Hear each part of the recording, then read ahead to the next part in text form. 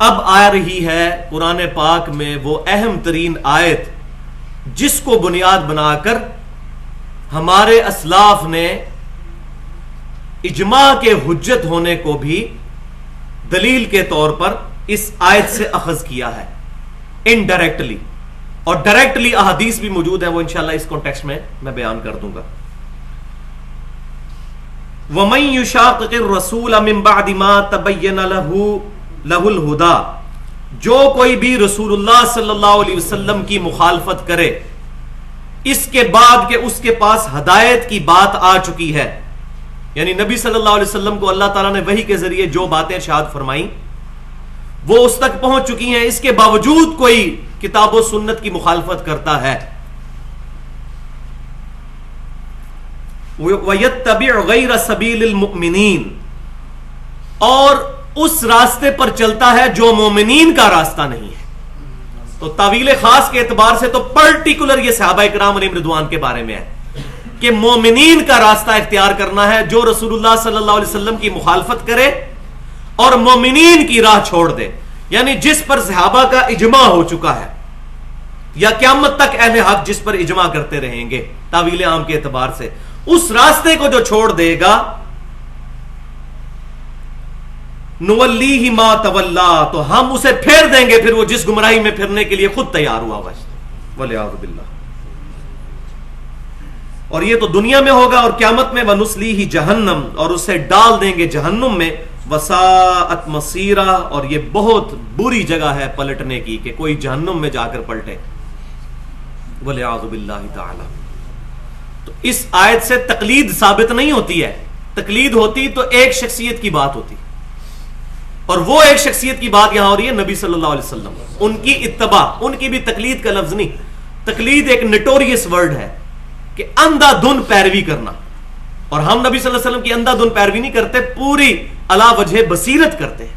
جیسے سورہ یوسف میں آیا کہ اے محبوب صلی اللہ علیہ وسلم آپ فرما دیجئے میں اور میرے صحابہ پوری بصیرت کے ساتھ اس دین کے اوپر ہیں، اٹکل پچو چلا کر نہیں ہے. تو مومنین کا راستہ، اسی کو آپ ٹرانسلیٹ کر لیں سلف کا منہج، صحابہ، تابعین اور تبع تابعین، جو قرون اولا کا دور ہے، جو صحیح بخاری اور مسلم کی متفق علیہ حدیث ہے، سب سے بہتر زمانہ میرا، پھر میرے صحابہ کا، پھر ان کا جو ان کو دیکھیں، پھر ان کا جو ان کو دیکھیں، صحابہ، تابعین، تبع تابعین. اور اس کے بعد آپ صلی اللہ علیہ وسلم نے فرمایا جھوٹے لوگ پیدا ہوں گے، امانت میں خیانت کریں گے، جھوٹی گواہیاں دیں گے، جھوٹی قسمیں کھائیں گے. تو وہ مبارک دور وہ ہے مومنین کا راستہ. اور اس کے بعد بھی قیامت تک جو نئے معاملات آئیں گے ان پر جو اجماع ہوتا چلا جائے گا وہ حجت ہے. لیکن کوئی بھی اجماع صحابہ، تابعین اور تبع تابعین کے اجماع سے ٹکرانا نہیں چاہیے، ادروائز وہ ایکسیپٹیبل نہیں ہوگا. یہ بات ہے سیدھی سی. تو یہ آیت ہے جس کو امام شافعی رحمۃ اللہ علیہ نے پرٹیکولر جو ائمہ میں سے بہت بڑے امام ہیں انہوں نے اجماع کے حجت ہونے پر پیش کیا. اس کے علاوہ بھی اہل سنت کی بھی اور اہل تشیع کی ساری آپ تفاسیر اٹھا کے دیکھ لیں، سب لوگوں نے اس آیت کو اجماع کے حجت ہونے پر دلیل قرار دیا ہے. اجماع کے حوالے سے میں تھوڑی سی گفتگو یہاں پر مناسب سمجھتا ہوں کہ اس آیت سے تو انڈائریکٹلی پتہ چلا، اب ڈائریکٹلی احادیث اس طرف اشارہ کرتی ہیں کہ امت کا اجماع حجت ہے. تو یہاں یہ بات یاد رکھیں، شروع میں کلیئر کر دوں کہ اہل سنت کی جو فکر ہے، فرقہ نہیں میں بات کر رہا، فکر، وہ چار چیزوں کو بنیاد سمجھتے ہیں. دو ایبسولوٹ ہیں اور دو ڈیرائیوڈ ہیں، جس کو میں نے نام دیا ہے اس ماڈرن دور میں اسلام کی ڈکشنری، جو انگریزی میں کہا جاتا ہے dictionary is always authority. But کے spelling B U T but ہے یا بی اے ٹی بٹ ہے یا بی او ٹی بٹ ہے، یہ ڈکشنری بتائے گی. ایک پی ایچ ڈی انگلش کہتا ہے بٹ کے spelling B A T but ہے، اور ایک پرائمری اسکول کا بچہ کہتا ہے بی یو ٹی بٹ، اس کی بات صحیح ہوگی، وہ پی ایچ ڈی کی بات غلط ہوگی. اسی طریقے سے اسلام میں بڑے سے بڑا سکالر، بڑے سے بڑا عالم اور فاضل اگر کتاب و سنت کے خلاف بات کرتا ہے اس کی بات حجت نہیں ہوگی، وہ ڈکشنری کے خلاف ہے. تو اسلام کی ڈکشنری دو چیزوں پر ہے پرائمری طور پر ایبسولوٹ، وہ ہے اطیع اللہ و اطیع الرسول. اور اس پہ میں ڈیٹیل سے گفتگو کر چکا ہوں، گھنٹوں گھنٹوں کے لیکچرز میرے الحمدللہ یوٹیوب کے اوپر پڑے ہوئے ہیں اور ahlsunnatpak.com پہ بھی. وہ آج اس کا موقع نہیں ہے کہ میں اس کو بیان کروں. بس وہ ایک حدیث المستدرک للحاکم کی صحیح سند کے ساتھ کتاب العلم چیپٹر میں انٹرنیشنل نمبرنگ کے مطابق 318 نمبر حدیث کے حجۃ الوداع کے موقع پر امام کائنات سید الاولین والآخرین شفیع المذنبین رحمت للعالمین سیدنا و مولانا امام اعظم محمد رسول اللہ صلی اللہ علیہ وسلم نے فرمایا میں اپنے بعد تم میں دو ایسی چیزیں چھوڑ کر جا رہا ہوں, ان کو مضبوطی سے پکڑ لوگے کبھی گمراہ نہیں ہوگے. ایک اللہ کی کتاب اور دوسرے اس کے رسول صلی اللہ علیہ وسلم کی سنت. تو یہ ہے دو ایبسولوٹ سورسز. اب کتاب اور سنت ہی نے ہمیں ایک تیسری چیز کے بارے میں بتایا کہ وہ بھی حجت ہے اور وہ ہے اجماع امت. وہ بھی کتاب و سنت کی طرح ہی حجت ہے, کیونکہ کتاب و سنت کو ماننا اجماع کو ماننا, اجماع کو ماننا کتاب و سنت کو ماننا. البتہ جو چوتھی چیز ہے اجتہاد, وہ آپشنل ہے. وہ آپس میں اختلاف ہو سکتا ہے اور وہ اس کی خوبصورتی ہے. پوری امت کے لیے کسی ایک بندے کا اجتہاد ماننا ضروری نہیں ہے. اجتہاد ہر بندے کا اپنا اپنا ہے. وہ آگے حدیثیں بھی انشاءاللہ آ جائیں گی. تو پہلی حدیث المستدرک للحاکم میں کتاب العلم چیپٹر میں صحیح سند کے ساتھ انٹرنیشنل نمبرنگ کے مطابق 399 نمبر حدیث ہے. عبداللہ بن عباس رضی اللہ تعالیٰ عنہ کہتے ہیں کہ نبی صلی اللہ علیہ وسلم نے بیان فرمایا کہ میری امت کبھی بھی گمراہی پر جمع نہیں ہوگی. تم جماعت کو لازم پکڑ لو, جماعت پر اللہ کا ہاتھ ہے. جماعت پر اللہ کا ہاتھ ہے. اب اللہ کے ہاتھ کے لیے یہ مثال نہیں پیش کی جا سکتی ایسے کر کے, یہ بدعت ہو جائے گا. لیس کمثلہ شیء, اللہ کی مثل کوئی شے نہیں. اللہ عرش پر مستوی ہے اپنی شان کے لائق. اللہ ہماری شارک سے قریب ہے اپنی شان کے لائق. جماعت پر اللہ کا ہاتھ ہے. یہ وہ جماعت نہ سمجھیں یہ جو جماعتیں آج کل بنی ہوئی ہیں. ہر بندہ جو اپنی پارٹی لادا کر کے وہ کہتا ہے جماعت پہ اللہ کا ہاتھ ہے. مسلمانوں کی جماعت, مسلمانوں کی فکر, صحابہ تابعین تبع تابعین کا اجماع. دوسری حدیث المعجم الکبیر طبرانی کے اندر موجود ہے صحیح سند کے ساتھ ابن عمر رضی اللہ تعالیٰ عنہ سے. سیم ہی الفاظ ہیں تھوڑے سے فرق کے ساتھ کہ نبی صلی اللہ علیہ وسلم نے فرمایا کہ اللہ تعالیٰ میری امت کو کبھی بھی گمراہی پر جمع نہیں ہونے دے گا. یعنی پوری امت ایک بات پہ اکٹھی نہیں ہوگی, ایسی کوئی بات کہ جو گمراہی پر مبنی ہو. تم جماعت کو لازم پکڑ لو, جماعت پر اللہ کا ہاتھ ہے. یہ تو دو مرفوع حدیثیں ہو گئی. اب دو موقوف روایتیں یعنی صحابہ اکرام علیہم رضوان کے اقوال صحیح سند کے ساتھ المصنف ابن ابی شیبہ میں انٹرنیشنل نمبرنگ کے مطابق کتاب البیوع چیپٹر میں 22,990 نمبر اثر ہے کہ سیدنا عمر فاروق رضی اللہ تعالیٰ عنہ جو امیر المؤمنین ہیں. اب وہ بات بھی یاد کر لیجئے, سنن ترمذی, سنن ابی داؤد اور ابن ماجہ کی حدیث, علیکم بسنتی و سنت الخلفاء الراشدین المہدیین, تم پر میری سنت اور میرے خلفاء راشدین کی سنت لازم ہے. تو سیدنا عمر نے قاضی شریح جو تھے ان کو خط لکھا, حوالہ میں بتا چکا مصنف ابن ابی شیبہ سے, اور فرمایا کہ جب بھی تمہیں کوئی مسئلہ درپیش ہو تو سب سے پہلے اللہ کی کتاب میں دیکھو. اللہ کی کتاب میں نہ پاؤ تو پھر رسول اللہ صلی اللہ علیہ وسلم کی سنت میں دیکھو. سنت میں بھی نہ ملے تو پھر امت کا اجماع دیکھو. صحابہ اکرام علیہم رضوان کا کیا اجماع ہے, اور اگر اس میں بھی نہ پاؤ تو پھر اجتہاد کر لو, اور اگر تم اجتہاد نہ کرو تو یہ زیادہ بہتر ہے. بجائے وہ بال کی کھال اتارنے کے پیچھے ہی ہٹ جاؤ اس معاملے میں تو زیادہ بہتر ہے. لہذا اس میں ان لوگوں کا بھی رد ہو گیا جنہوں نے فرضی مسئلے اپنی فقہ کے اندر لکھ کے تو امت کو کہا جی بتائیں قرآن حدیث میں یہ مسئلہ کہاں لکھا ہوا ہے کہ 12 آدمی ہیں جنگل میں, 12 ہی ننگے ہیں, امامت کون کرے گا ان کی. تو الحمدللہ قرآن و سنت میں اس طرح کی بے حیا باتیں تو نہیں لکھی ہوئی ہوں گی. سنن دارمی کے مقدمے میں عبداللہ بن مسعود رضی اللہ تعالیٰ عنہ کی صحیح سند سے اثر موجود ہے کہ وہ ناپسند فرماتے تھے کہ کوئی بندہ تھیوریٹیکل مسئلہ پوچھے کہ بتائیں اگر یہ ہو جائے تو کیا. وہ کہتے ہیں کہاں ہوا تب مسئلہ, اور جب ہوگا ہر بندے نے اپنا اجتہاد خود کرنا ہوگا. تو یہاں سے اجتہاد کا ثبوت بھی مل گیا, جو چوتھی چیز میں نے بتائی تھی. اور دوسری موقوف روایت سیدنا ابن مسعود رضی اللہ تعالیٰ عنہ سے مسند امام احمد میں اور المستدرک للحاکم میں صحیح سند کے ساتھ کہ جس چیز کو مسلمان اچھا سمجھیں اللہ کے نزدیک وہ اچھی ہے, اور جس کو مسلمان برا سمجھیں اللہ کے نزدیک وہ بھی بری ہے. تو یہ بھی اجماع کی دلیل ہے. اب اس سے یہ نہ سمجھیے گا کہ چند ایک مسلمان مل کے کوئی بدعت شروع کر دیں اور کہیں جی ہم اس کو اچھا سمجھ رہے ہیں تو وہ دین کا حصہ ہو جائے گی. اجماع جب تک نہیں ہوگا. اگر اہل حق مخالفت کریں گے کتاب و سنت کے دلائل پر تو وہ بدعت ہی ہوگی, اجماع نہیں ہوگا. مثال کے طور پر اب ایک بہت بڑا اجماع ہو چکا ہے کہ ربیع الاول کے مہینے کے اندر, اور میں نے اس پہ پورا لیکچر بھی دیا تھا 12 ربیع الاول کے اوپر, 2 گھنٹے کا یوٹیوب پہ پڑا ہوا ہے, ولادت مصطفیٰ صلی اللہ علیہ وسلم اور رسول اللہ کی آخری وصیتیں صلی اللہ علیہ وسلم, کہ ربیع الاول کے مہینے کے اندر نبی صلی اللہ علیہ وسلم کی شخصیت کے بارے میں پروگرام ہوا کریں گے. اس پہ پوری امت نے اجماع کر لی ہے اتنے حصے پر. سیرت النبی کانفرنسز ہو رہی ہیں, امام الانبیاء کانفرنس ہو رہی ہے, امام اعظم کانفرنس ہو رہی ہے صلی اللہ علیہ وسلم, شافع محشر کانفرنسز ہو رہی ہیں, فضائل مصطفیٰ صلی اللہ علیہ وسلم کانفرنسز ہو رہی ہیں. یہاں تک امت نے اجماع کر لیا. لیکن اس کے بعد جو کچھ ہو رہا ہے, خانہ کعبہ اور مسجد نبوی کے ماڈل بنائے جا رہے ہیں, اور ہمارے ادھر جیلم کی تو بدبختی میں نے خود دیکھا ہے, روزہ شریف کا پورا ماڈل گنبد کے نیچے جالیاں بھی بنائی ہوئی ہیں اور عورتیں سامنے بیٹھ کے ایسے دعائیں کر رہی ہیں خانہ کعبہ کے آگے دروازہ, ان کے ماڈل کے آگے کھڑے ہو. اور میں یہاں ایمانداری کی بات کروں کہ بریلوی علماء خود خلاف ہیں اس کے, لیکن بات یہی ہے کہ جب ایک چیز شروع ہو جاتی ہے پھر مولویوں سے بھی باہر ہو جاتی ہے. اب وہ ان کو کہتے ہیں, وہ کہتے ہیں آپ گستاخ رسول ہیں. گستاخ رسول کا تو فتویٰ ہماری نوک کے اوپر ہے نا, جس کو مرضی جب چاہیں گستاخ رسول ڈکلیئر کر دیں. تو اب وہ ان کے قابو سے بھی باہر ہو چکی ہے. تو وہ اس طرح کی جو چیزیں امت کے اندر آئی ہیں ان پر کوئی اجماع وغیرہ نہیں ہے.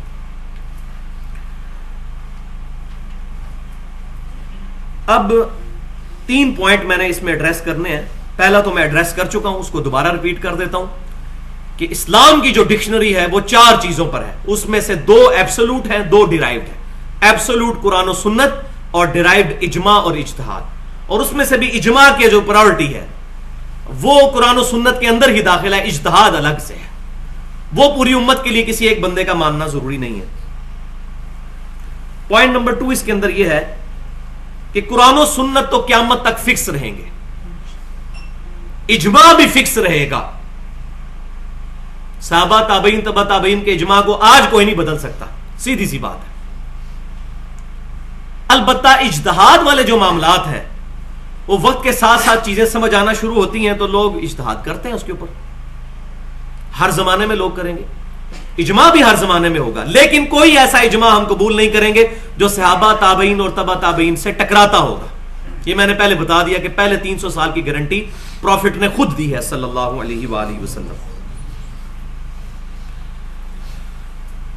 اور اس میں ایک کڑوی بات بھی ہے جس کو اگر تحمل سے سنیں گے تو سمجھ آ جائے گی. وہ یہ ہے کہ صحابہ کرام علیہم رضوان کا بھی اجماع حجت ہوگا, انڈیویجول کسی صحابی کی رائے بھی حجت نہیں ہوگی جب تک کہ صحابہ کرام علیہم رضوان اس پر اتفاق نہ کر لیں. اگر کسی صحابی کی رائے سامنے آئی اور صحابہ کرام میں آپس میں اختلاف ہو گیا پھر ہم جمہور کو دیکھیں گے. اگر کسی صحابی کی انڈیویجول رائے سامنے آئی اور صحابہ نے اختلاف نہ کیا, ان کی اکیلے رائے, اس کے خلاف کوئی بات موجود نہیں ہے, تو وہ بھی پھر اجماع ہی تصور ہوگی. تو اس معاملے میں بعض لوگ سمجھتے ہیں کہ یہ کوئی صحابہ کی گستاخی, ایسا نہیں ہے. آپ صلی اللہ علیہ وسلم نے بھی کیا فرمایا ہے کہ علیکم بسنتی وسنت الخلفاء الراشدین. جامعہ ترمذی, سنن ابی داؤد اور سنن ابن ماجہ کی یہ حدیث ہے. خلفاء راشدین کی سنت نبی صلی اللہ علیہ وسلم کے بعد وہ لازم ہے. کیوں؟ تمام صحابہ کی سنت نہیں. وہ جو حدیث پیش کرتے ہیں نا کہ جی میرے صحابہ ستاروں کی مانند ہے, جس کی پیروی کرو گے کامیاب ہو جاؤ گے, اس کے تمام ترک جو ہے وہ محدثین کی نظر میں ضعیف ہے. وہ لاجیکلی بھی غلط ہے, وہ میں ابھی آج ثابت بھی کر دیتا ہوں. صحابہ کرام کی ہم جوتیوں کی خاک کے بھی برابر نہیں ہے. لیکن وہی بات ہے کہ عیسیٰ علیہ السلام کو ہم مانتے ہیں لیکن ان کو ہم اللہ کا بندہ مانتے ہیں, اللہ کا بیٹا نہیں مانیں گے. صحابہ کرام کو ہم مانتے ہیں, صحابہ ہی مانتے ہیں, نبی کے درجے پہ نہیں ان کو رکھیں گے. ائمہ کرام کو ہم مانتے ہیں لیکن ان کو صحابہ کے درجے پہ نہیں رکھیں گے. ہر بندے کا اپنا اپنا لیول ہے, اتنی ہی اس کی عزت کرنی ہے, نہ اس میں غلو کرنا ہے اور نہ توہین کرنی ہے. تو خلفاء راشدین کا اجماع حجت ہے. کیوں؟ اس پہ میں نے غور کیا تو مجھے ایک بات کھلی. وہ اس لیے کہ خلیفہ راشد جب بھی کوئی بات کرے گا پبلکلی رپورٹ ہو جائے گی, کیونکہ اوپن نہیں ہوگی. صحابی کسی کونے میں جا کے کوئی بات کر دے وہ پبلک میں تو نہیں آئے گی. خلیفہ راشد جو ہے وہ پبلکلی لوگوں کے سامنے موجود ہے. اگر وہ کوئی غلط بات بھی کرے گا تو اس کو ٹوکنے والے لوگ موجود ہوں گے, لہذا اگر اس کی غلطی ہوگی تو وہ اصلاح کر لے گا. کہ یہ ایک ایسے معاملات موجود ہیں, جامعہ ترمذی میں صحیح سند کے ساتھ موجود ہے, سیدنا عمر فاروق رضی اللہ تعالیٰ عنہ نے اپنے مبارک دور میں حج تمتع پہ پابندی لگا دی تھی. تو ان کا اپنا بیٹا عبداللہ بن عمر رضی اللہ تعالیٰ عنہ, انہوں نے بغاوت کی. انہوں نے کہا نبی صلی اللہ علیہ وسلم نے جب اس کی اجازت دی ہے تو جس بات میں نبی صلی اللہ علیہ وسلم کوئی حکم ارشاد فرمائے تو میرے باپ کا نہیں حکم مانا جائے گا اس معاملے میں. انہوں نے بغاوت کی, سیدنا عمر نے اپنا ڈیسیژن واپس لے لیا. رپورٹ ہو گیا تھا نا. اسی طریقے سے صحیح بخاری اور مسلم کی متفق علیہ حدیث ہے, سیدنا عثمان غنی رضی اللہ تعالیٰ عنہ نے اپنے مبارک دور میں بھی حج تمتع پہ پابندی لگا دی. تو سیدنا علی نے خط لکھا سیدنا عثمان کو, وہ خط بخاری مسلم میں موجود ہے. یہ روایت چھپائی ہوئی ہے لوگوں نے. عبداللہ بن عمر کی تو سارے بتاتے ہیں, یہ کوئی نہیں بتاتا, حالانکہ یہ بخاری مسلم میں. اور سیدنا عثمان کو سیدنا علی نے لکھا میں کسی بھی شخص کی وجہ سے نبی صلی اللہ علیہ وسلم کی سنت نہیں چھوڑ سکتا, چاہے آپ ہی کیوں نہ ہو. سیدنا عثمان بھی پیچھے ہٹ گئے. خود سیدنا علی صحیح بخاری کے اندر موجود ہے, مرتدین کو انہوں نے زندہ جلوا دیا آگ میں. تو ابن عباس رضی اللہ تعالیٰ عنہ نے کہا کہ اے امیر المومنین یہ آپ نے کیا کیا؟ نبی صلی اللہ علیہ وسلم نے تو انسان کو آگ میں جلانے سے منع فرمایا ہے, اور فرمایا ہے کہ یہ آگ کی سزا اللہ کے ساتھ خاص ہے, اللہ اپنے بندوں کو یہ سزا دے سکتا ہے, مخلوق کو یہ سزا نہیں دے سکتی. تو جامعہ ترمذی میں آگے ڈیٹیل موجود ہے. سیدنا علی نے رجوع کر لیا, انہوں نے نہیں آگے سے حدیث سنائی علیکم بسنتی و سنت الخلفاء راشدین کہ میں خلیفہ راشد ہوں تو میری سنت پہ عمل کرو. ظالم لوگ تیسری اور چوتھی صدی کے مولویوں کے بارے میں ہمیں کہہ رہے ہیں ہم ان کے اندھا دھن پیروی کرنی شروع کر دیں, اور صحابہ کرام تو خلفاء راشدین کے بارے میں نہیں تھے کرتے اندھا دھن پیروی. وہاں تو حدیث بھی موجود ہے, امام حنیفہ, امام شافعی, امام احمد بن حنبل, امام مالک کے بارے میں تو حدیث بھی کوئی نہیں موجود بائی نیم. ان بزرگوں کی ہم توہین نہیں کرتے, الحمدللہ ان کی اسلام کے لیے خدمات ہے, لیکن ان بزرگوں کے نام پر جو فرقے بنائے گئے ہیں ہم ان کی مخالفت کرتے ہیں. ہمیں حضرت عیسیٰ علیہ السلام سے کوئی دشمنی نہیں ہے, ان کے نام کے اوپر جو کرسچینٹی نے ان کے بارے میں ڈیوینٹی کلیم کر دیا ہمیں اس سے اختلاف ہے. تو یہ مسئلہ بھی میں نے الحمدللہ اس حوالے سے کلیئر کر دیا. اب پوائنٹ نمبر 3 اس کے اندر کہ اجماع اہل حق کا ہوگا. اگر اہل باطل اہل حق کی مخالفت کریں گے وہ اجماع ایکسیپٹیبل نہیں ہوگا. مثال کے طور پر صحیح بخاری اور مسلم کی متفق علیہ حدیث ہے, کتاب استتابت المرتدین, حروریہ کے بارے میں, خوارج کے بارے میں. وہ سیدنا علی کو کافر کہتے تھے, معاذ اللہ استغفر اللہ, کہتے تھے 3 ایکسز آف ایول ہے, علی, معاویہ اور عمر بن عاص رضی اللہ عنہم اجمعین, اور تینوں کو قتل کرنے کا انہوں نے پروگرام بنایا. بائی چانس سیدنا علی ہی اس دن باہر آئے تھے نماز کے لیے, باقی 2 آئے نہیں, وہ بچ کے سیدنا علی کو شہید کر دیا. وہ شہید کرنے والا وہ کافر نہیں تھا, سیدنا عمر کے دور میں اس نے بڑی فتوحات کی ہوئی تھی ابن ملجم نے, لیکن تعویل کی غلطی لگ گئی تھی اس کو, اور سیدنا علی کے قربان جائیں. سیدنا علی نے خوارج کے ساتھ جنگ کی, نہروان پہ شکست فاش دی, پھر خوارج کے جنازے بھی خود پڑھائے. تو لوگوں نے کہا یہ تو آپ کو کافر کہتے تھے, انہوں نے فرمایا یہ مجھے کافر سمجھتے تھے نا, میں تو ان پر ان کی تکفیر نہیں کرتا. آج لوگ اللہ عنہ باتھ روموں میں لکھا ہوا شیعہ کافر, فلانا کافر, فلانا کافر. ظلم کی انتہا ہے. اہل قبلہ اور اہل کلمہ کی غلطی پوائنٹ آؤٹ ضرور کریں آپ, اس پہ آپ کو حق حاصل ہے, لیکن اس کی تکفیر کرنا یہ ظلم ہے, یہ خوارج کا طریقہ ہے. اب خوارج کئی معاملات میں صحابہ کرام سے ہٹ گئے تھے, تو انہوں نے اگر مخالفت کی تو اس سے اجماع نہیں ٹوٹے گا.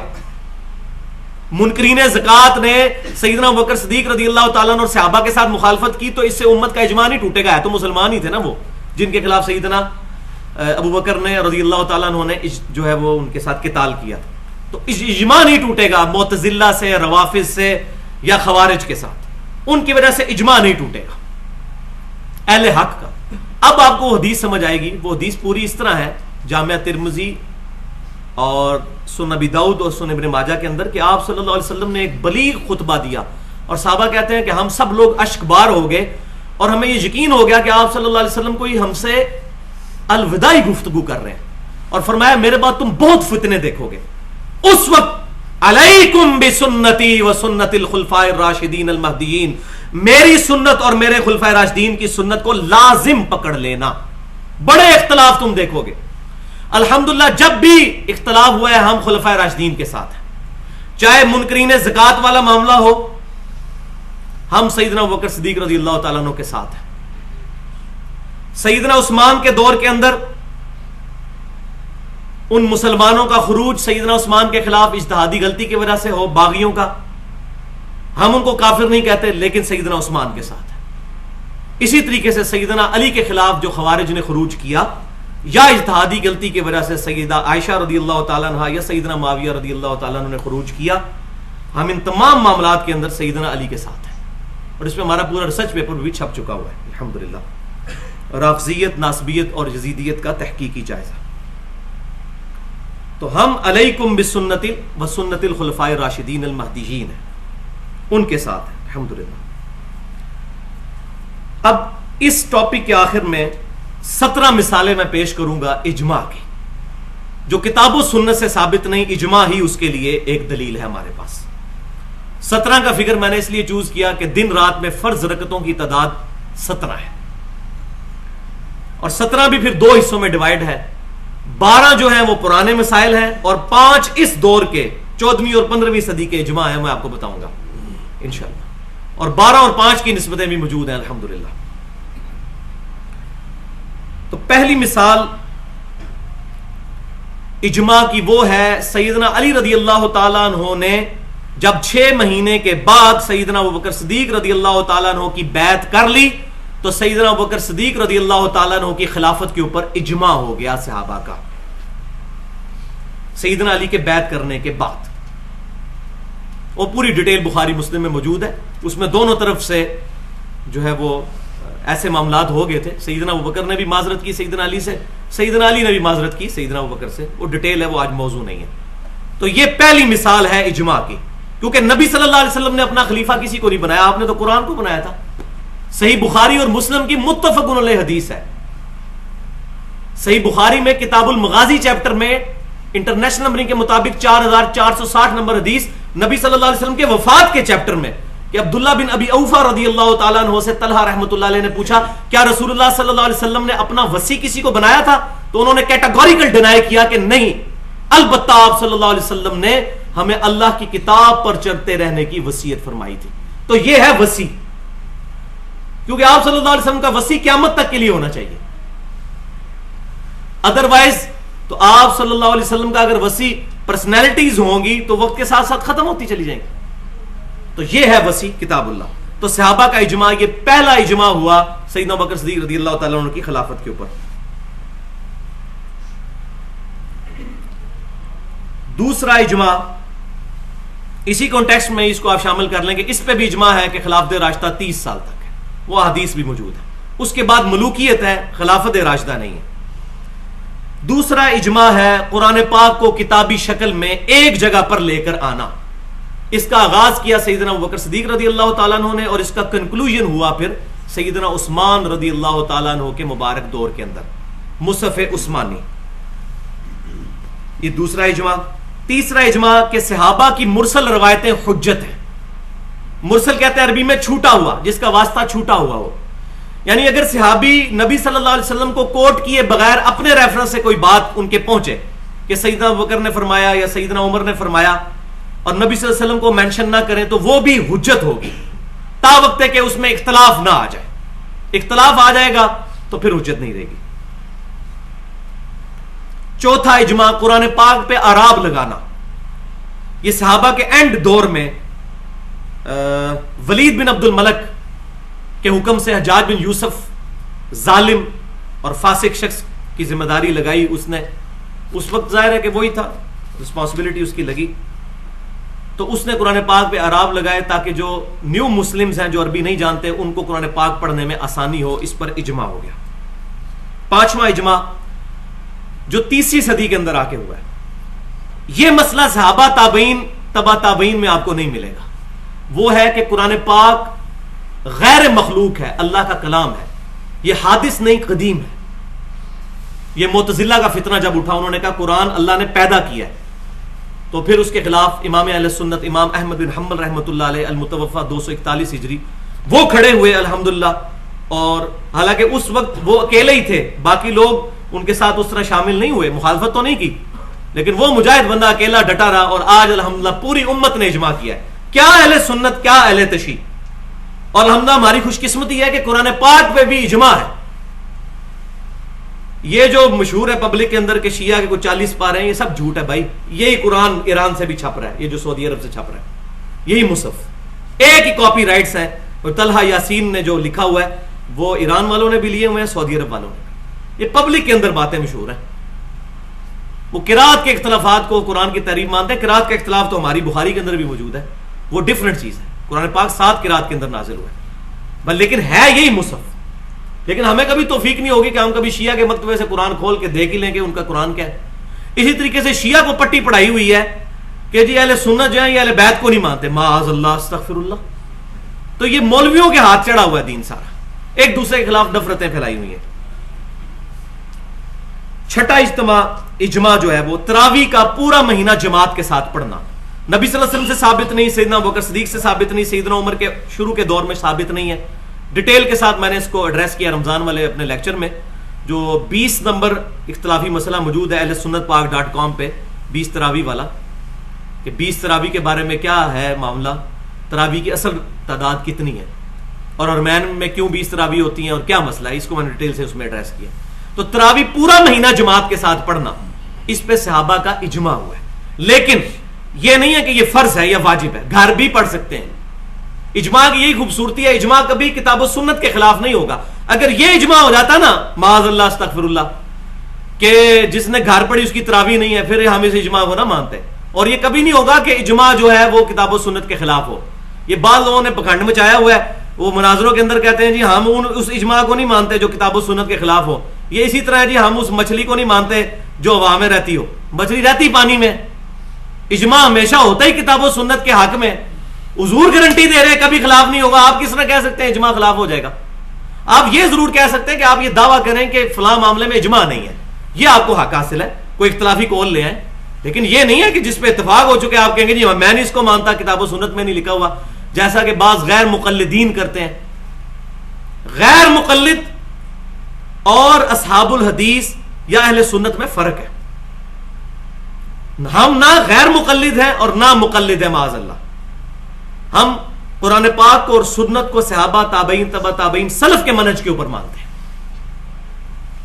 ایک انڈیویجول کے پیچھے نہیں چلتے، سلف کا فہم لے کے سب کے سب کا. ایک انڈیویجول کو تو غلطی لگ سکتی ہے، اجماع کو غلطی نہیں لگے گی، وہ نبی صلی اللہ علیہ وسلم کو اللہ تعالیٰ نے گارنٹی دی ہے. ساتواں یہ ہے ذرا تھوڑا سا لطیفہ، وہ ہے بھینس کا حلال ہونا. یہ اکثر آپ سوال سنتے ہوں گے اہل بدعت سے، جی بھینس بتائیں کہاں حلال ہے قرآن و سنت سے. اور بھائی اجماع ہے، کہتے ہیں جی 1 لاکھ روپیہ دیں گے بھینس کا حلال ہونا ثابت کریں. ہم 2 لاکھ روپیہ دیں گے آپ بھینس کا حرام ہونا ثابت کریں. جس کے بارے میں حرام کا حکم نہیں آیا امت نے اجماع کیا. اور بےچارے یہ چونکہ علمی طور پہ اتنے پڑھے لکھے لوگ نہیں ہوتے تو ان کو یہ بات پتا نہیں ہے کہ عرب کے اندر جانور ہوتا ہے گائے. وہی جانور جب ہمارے سب کانٹیننٹ برصغیر میں آتا ہے تو وہ بھینس ہے. ہر علاقے کے جانور مختلف ہوتے ہیں. پہاڑی بکرا، چھترے والا بکرا اور دوسرے عام بیتل بکرے، فرق ہے بھائی. آپ کو کہنے بتاؤ جی بیتل بکرا اور چھتر، یہ تو آپ امام حنیفہ سے بھی نہیں دکھا سکتے تھے. انہوں نے کہ ان کو پتا ہوگی یہ قسم ہے. تو بکری کی قسم، اس طرح گائے کی قسم میں ہی بھینس بھی داخل ہے. اس میں کون سی راکٹ سائنس ہے کہ فلاں نے آ کے بتایا؟ قرآن پاک میں آیا ہے کہ مویشی آپ کے لیے حلال ہے. جتنے مویشی ہوں گے، کتنی قسمیں ہوں گی، چاہے قرآن و سنت میں ان کا نام نہ بھی آئے ہوں تب بھی وہ حلال ہوں گے. 8ویں مثال کہ مردے کو قبلہ رخ لٹانا، میت کو قبر کے اندر اس کا چہرہ قبلہ رخ کرنا، اس پر کوئی قرآن و سنت کے اندر دلائل موجود نہیں ہے. اس پہ اجماع ہی ہے الحمدللہ. 9ویں چیز جو ضعیف حدیثوں سے ثابت ہے لیکن صحیح حدیث سے نہیں، وہ ہے کہ بچہ پیدا ہو تو اس کے کان میں اذان دینا. اس پر ہے اجماع، بچے کے کان میں اذان دینا. 10واں دو سجدوں کے درمیان ہاتھ دونوں زانوں پر رکھنے ہیں، اس پہ کوئی حدیث موجود نہیں ہے. یہ وہ کہتا نہیں تکبیر تحریمہ سے لے کر سلام تک حدیث سے نماز بتائیں، تو ہم حدیث سے بتائیں گے. حدیث نے اجماع کو حجت کہا ہے. تو تین چیزیں لی جائیں گی، قرآن، سنت، اجماع. تو یہ اجماع سے ثابت ہے، مسلمانوں کا عملی تواتر ہے کہ دو سجدوں کے درمیان ہاتھ زانوں پہ رکھنے ہیں. تشہد کا تو حدیثیں موجود ہے کہ زانوں پہ رکھنی، اس کے بارے میں نہیں ہے. اور اس میں میرا اپنا بھی اس معاملے میں اجماع یہ ہے، میں سمجھتا ہوں کہ رکوع کے بعد ہاتھ چھوڑنے پر. یہ چند عرب کے لوگ ہیں جنہوں نے یہ معاملات اٹھائے، اور وہیں شیخ البانی نے ان کے خلاف لکھ بھی دیا کہ بدعۃ نجدیۃ، یہ نجدیوں کی بدعت ہے رکوع کے بعد ہاتھ باندھنا. پوری امت کا اتفاق ہے کہ رکوع کے بعد ہاتھ چھوڑنے ہیں. اہل سنت کے سارے گروہ، حنفی، شافعی، مالکی، حنبلی، اہل تشیع، سب کے سب رکوع کے بعد ہاتھ چھوڑتے ہیں. پوری امت کا عملی تواتر اور اجماع ہے کہ رکوع کے بعد ہاتھ چھوڑنے. بلکہ سنن نسائی کے اندر جو 860 نمبر حدیث ہے انٹرنیشنل نمبرنگ کے مطابق، اس میں اشارہ بھی اس چیز کا موجود ہے کہ رکوع کے بعد ہاتھ چھوڑنے. یہ ایک علیحدہ سے علمی بحث ہے، اس میں بھی اجماع ہے. 11واں یہ ہے کہ کہکہ لگانے سے وضو ٹوٹ جاتا ہے، کہکہ لگانے سے نماز ٹوٹ جاتی ہے. وضو کے بارے میں اختلاف ہے، حنفی کہتے ہیں ٹوٹ جاتا ہے، ہم اس میں سمجھتے ہیں کہ وہ ضعیف روایتیں ہیں. بل اجماع ادھر تک تو موجود ہے کہ کوئی شخص نماز میں کہکہ لگا لے تو اس کا جو نماز والا معاملہ ہے وہ ختم ہو جائے گا، نماز دوبارہ سے شروع کرے گا. 12واں اجماع یہ ہے جو بھی بعد میں ہوا، تیسری، چوتھی، 5ویں صدی ہجری، بلکہ 6 تک جا کے ہوا. وہ ہے کہ صحیح بخاری اور مسلم کی تمام متفقن احادیث جو ہے، متفقن علیہ احادیث پرٹیکولر، اور صحیح بخاری اور مسلم کی علیحدہ علیحدہ سے بھی متفقن علیہ تو ہے ہی ہیں، علیحدہ سے جو متصل الاسناد مرفوع احادیث ہیں، اقوال نہیں، تعلیقاً روایتیں نہیں، صرف مرفوع احادیث بخاری اور مسلم کی، وہ تمام کی تمام قطعی الصحت ہے. شاہ ولی اللہ دہلوی رحمۃ اللہ علیہ نے حجت اللہ البالغہ میں اس پر اجماع لکھا ہے. یہ تو ہوگی 12 مثالیں ہمارے پرانے دور سے. اب نئے دور کی 5 مثالیں، یعنی مثال نمبر 13، وہ 14ویں صدی اور 15ویں صدی کے اندر ابھی بالکل لیٹسٹ اجماع ہوا ہے کہ قادیانی فرقہ اسلام سے خارج ہے. چاہے غلام احمد قادیانی دجال کو وہ پیغمبر مانتا ہو، چاہے غلام احمد قادیانی دجال کو وہ امتی نبی مانتا ہو یا مجدد مانتا ہو اس کذاب کو، وہ دار اسلام سے خارج ہے. اس پہ اجماع ہے. قادیانی فرقہ یہ اسلام سے خارج ہے. یہ اجماع جو ہے ابھی 14ویں اور 15ویں صدی کے اندر آ کے ہوا ہے. مثال نمبر 14 ہے کرنسی نوٹ کے اوپر. احادیث میں تو یہی ملتا ہے کہ آپ نے بکریوں کی زکات دینی ہے تو اس میں سے بکریاں دینی ہیں، سونے کی زکات دینی ہے تو اس میں سے سونا ہی توڑ کے دینا ہے، چاندی کی زکات دینی ہے چاندی دینی ہے. لیکن سونا، چاندی، ان بکریوں، ان تمام چیزوں کے عوض نوٹ کی شکل میں بھی زکات دی جا سکتی ہے. اس پہ بھی امت کا اجماع ہے. قرآن و سنت میں ظاہر ہے یہ بات ہی کو نہیں موجود ہوگی. اب جو لوگ کہتے ہیں جی ہم مقلد ہے تو امام حنیفہ سے دکھائے نا کرنسی نوٹ کا، ان کو بھی نہیں پتا ہوگا. اجماع جو اللہ تعالیٰ نے رکھ دیا ہے، آپ کو مسئلہ کیا ہے؟ اجماع ہوگا، اجتہاد آپشنل ہوگا. تو اجماع ہوا ہے کرنسی نوٹ کے اندر بھی آپ زکات دے سکتے ہیں. 15 نمبر مثال، اس پر بھی اجماع ہوا ہے کہ قالین والی جو مسجدیں ہیں ان میں جوتیاں لے کے نہیں جانی. ویسے احادیث درجنوں موجود ہیں بخاری مسلم کے اندر، باقی سنن اربعہ کے اندر، کہ نبی صلی اللہ علیہ وسلم سے جوتیوں سمیت نماز پڑھنا بھی ثابت ہے. ابھی بھی ہمارے جو فوجی حضرات ہیں سیاچین میں جوتیوں سمیت ہی نماز پڑھتے ہیں، نماز ہو جاتی ہے. لیکن جن مسجدوں میں قالین بچھے ہوئے ہیں، صفائی کا اہتمام ہے، ان مسجدوں کے لیے یہ مسئلہ نہیں ہے. جنازہ گاہ میں آپ جوتیوں سمیت پڑھیں بے شک، وہاں تو قالین تو نہیں ہوتا، وہ اوپن میدان میں جنازے ہوتے ہیں یا عید کی نمازیں ہوتی ہیں. اگر اس طرح کا مسئلہ ہو، اگر دریے اور قالین نہ بچھے ہوئے ہوں تو جوتیوں سمیت پڑھ سکتے ہیں. لیکن اس پہ اجماع ہو گیا ہے کہ اگرچہ وہ حدیثیں موجود ہیں، لیکن یہ اجماع ہے کہ قالین والی مسجد میں جوتی لے کے نہیں آئیں گے، گندی جوتی. ہاں اگر بالکل صاف جوتی ہے، جیسے آج سے 20 25 30 سال پہلے طواف کعبہ کے دوران اتنی زمین تپ جاتی تھی جب تک وائٹ ماربل نہیں لگا تھا، تو لوگ علیحدہ سے نئے جوڑے لے جاتے تھے. بالکل وہ علیحدہ سے طواف کے لیے انہوں نے جوڑے رکھے ہوتے تھے. جس طرح آج ہم موزے بھی پہنتے ہیں، بھی جوتوں کی ایک شکل ہے، وہ آپ پہن سکتے ہیں، لیکن وہ باہر نہ آپ ان کو استعمال کریں. تو اس پہ بھی اجماع ہے. 16واں اجماع وہ ہے لاؤڈ سپیکر کے اندر نماز. پہلے تو مولوی پنجے جھاڑ کے پیچھے پڑ گئے تھے لاؤڈ سپیکر کے. شیخ اشرفی تھانوی صاحب بھی، ہم ان کی نیت پہ نہیں شک کرتے، مطلب انہوں نے خالصتاً اللہ کی رضا کے لیے ایسا فتویٰ دیا ہوگا کہ یہ شیطانی آواز ہے. احمد بریلوی صاحب کا بھی یہ فتویٰ ہے، اور خود اب احمد بریلوی صاحب کے اپنی گدی سے ان کے اپنے شاگردوں نے اس کے خلاف فتویٰ دیا. جو بندی علماء نے بھی اس کے خلاف فتویٰ دیا. تو لاؤڈ سپیکر کے اوپر بھی اجماع ہو چکا ہے کہ لاؤڈ سپیکر میں نماز پڑھائی جا سکتی جب پبلک زیادہ ہو. لیکن یہ جو تماشا ہے نا کہ 4 نمازی پیچھے کھڑے کر کے باہر کا لاؤڈ سپیکر کھول کے پوری دنیا کے اندر جو شور مچایا ہوتا ہے، اس پہ کوئی اجماع نہیں ہے. یہ زیادتی والی بات ہے. تو اس پہ کوئی اجماع نہیں ہے.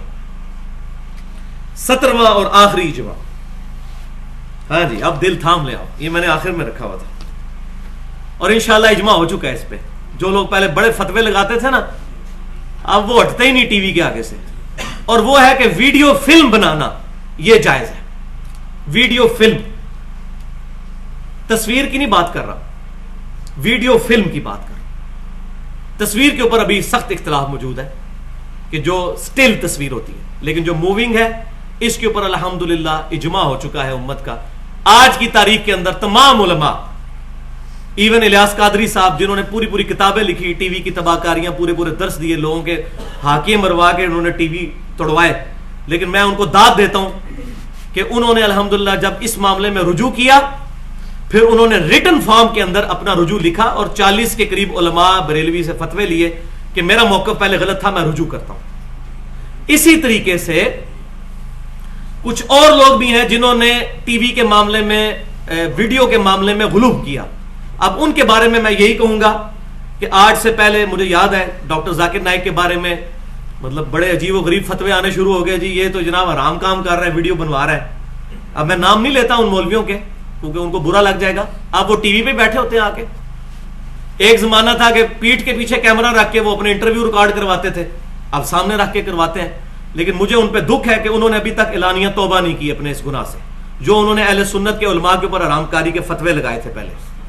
اس میں الیاس قادری صاحب کو سلام پیش کرتا ہوں، ان کی غلطیاں اپنی جگہ، لیکن ان کو میں کہتا ہوں یہ مجرم لوگ ہیں کہ انہوں نے اہل سنت کے علماء کے بارے میں زبان درازیاں کی، ان کو ممبروں کے اوپر باتیں کی کہ حرام کاری کرتے ہیں ویڈیو بنا کے. اب یہ خود ویڈیو بنوا رہے ہیں اور بڑی بڑی دفاع کونسل کانفرنسز کے اندر ویڈیو اور تقریریں آ رہی ہیں، لیکن کسی کو یہ شرم نہیں آ رہی کہ میں اعلانیہ طور پہ توبہ کروں میں نے اہل سنت کے علماء پہ فتوے کیوں لگائے.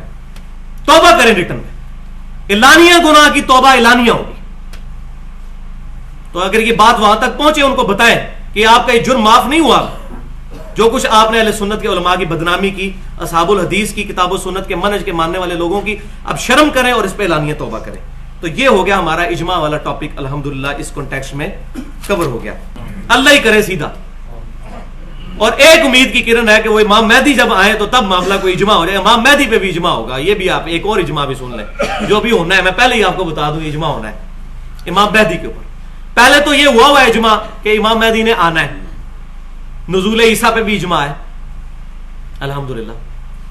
سبحانک اللہم بحمدک اشہد ان لا الہ الا انت استغفرک واتوب الیک وما علینا الا البلاغ المبین.